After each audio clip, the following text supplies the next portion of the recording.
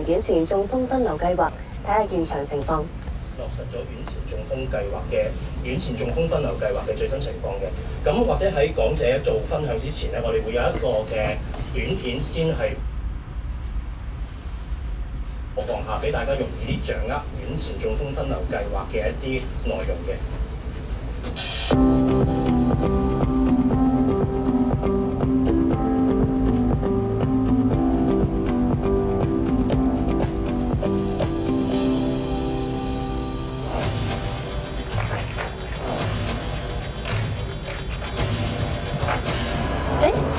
你冇事嗎？應下我喂，要打幾個先得。喂，救到啊！呢度有人暈咗啊！我已經派咗救護車嚟幫你，唔好收線住，我會仔細話俾你知，跟住落嚟應該點做。係，好。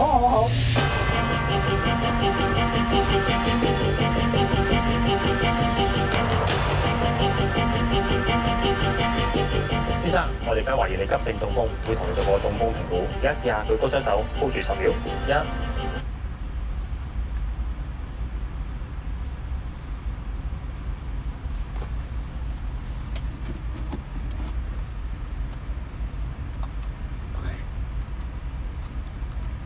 1、2，病人右邊手完全冇力，雙眼向左邊斜視，有表達障礙同半側不良症狀，8CD 6分。病人懷疑係大血管閉塞中風。阿樂，我哋唔去天水圍醫院，直接將先生分流去屯門醫院。收到。院前中風分流通報，病人男性40歲，病發時間大約係10點15分，8CD 6分。天水圍分流去屯門醫院，大概8分鐘後到院。收到，唔該。你好，中風科護士，啱啱收到救護車院前中風分流通報，大概8分鐘內到。係啊，冇先係新聞台，而家係啊，冇先新聞台，而家仲喺度做睇咯，而家做個睇睇。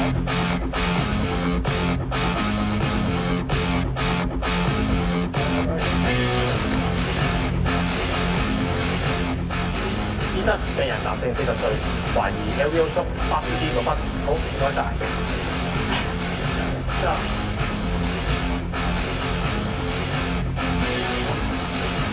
個都冇分別。咁佢嗰個中風分數咧就17分啦，都符合呢個大血管中風嗰個情況嘅。咁我哋即刻安排 CV break 同埋 CCA 俾佢好。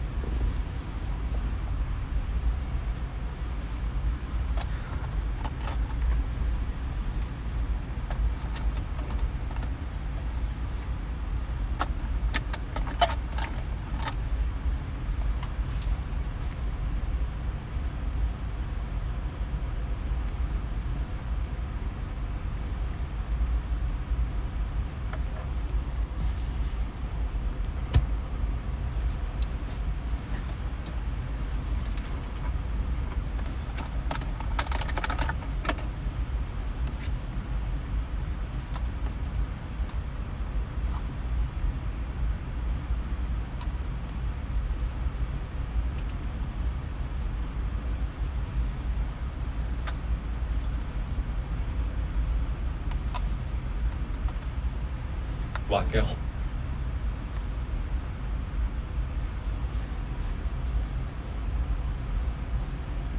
開展係如何嘅嚇？首先我同大家講一講嘅一啲基本嘅概念。何謂中風同埋中風究竟有幾重要呢？大家都知道嚇，相信好多朋友都知道，中風其實就係講緊我哋喺我哋嘅腦或者個頸部嘅血管突然之間有一個阻塞嘅情形。呢個情形呢，我哋叫做缺血性中風，係佔咗我哋整體中風嘅85%。剩低嗰15%呢，其實係講緊我哋腦裏邊有出血。咁同樣啦，腦內嘅出血呢，就會擠壓到我哋正常嘅血管，引致血液循環嘅阻滯。喺醫院管理局，我哋見到中風係一個非常之嚴重嘅問題嘅。事實上，中風係喺我哋香港嚟講係排第4大嘅死亡原因，同時佢亦都係引致長期嘅殘疾嘅主要成因嚟嘅嚇。咁我哋見到咧喺85%嘅案例裏邊，其實我哋總體嘅中風嘅案例有19000個，係每年都超過19000個案例。裏邊咧有10% 嘅病人咧係尤其重要嘅，我哋叫做大血管阻塞。點解咧？因為大血管阻塞係有機會引致大範圍嘅腦壞死嘅。喺呢個情形出現咧，病人係引致佢嘅死亡以及一個嚴重嘅腦神經機能缺失嘅機會係相當之高嘅。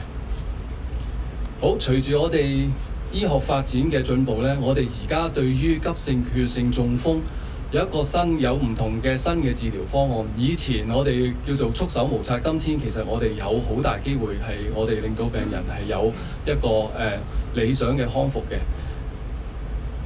主要有2種嘅治療方案，咁同大家少少分享啦。其中一種咧叫做靜脈溶栓治療，個概念好簡單嘅啫。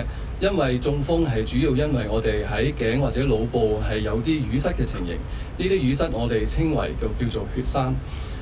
有一個治療方案就係我哋喺病人嘅靜脈血管嗰度打一啲叫做特效嘅藥，令到嗰啲藥物喺我哋嘅淤塞地方將一啲呢啲淤塞嘅雜質咧去清除咗佢。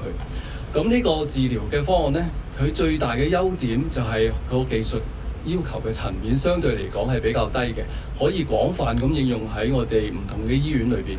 事實上，我哋醫院管理局所有急症嘅醫院已經可以提供到24小時嘅靜脈溶栓嘅治療。咁但係呢個治療有佢嘅局限性嘅。主要嚟講，病人係需要喺佢病發4個半鐘頭，我哋俗稱叫黃金4.5小時裏邊係接受呢個治療。過咗4個半鐘頭咧，反為嗰啲藥物會引致腦內出血呢個副作用嘅嚇。咁但係我哋係咪又有冇其他啲替代或者更好嘅方法咧？有嘅。當個病人係合適地我哋檢視過佢係需要可以接受另一種治療，我哋可以進行動脈嘅血栓移除手術，簡稱我哋叫做動脈取栓手術。咁呢個治療嘅方案咧，簡單而言就係一個微創嘅手術，我哋利用一個叫做血管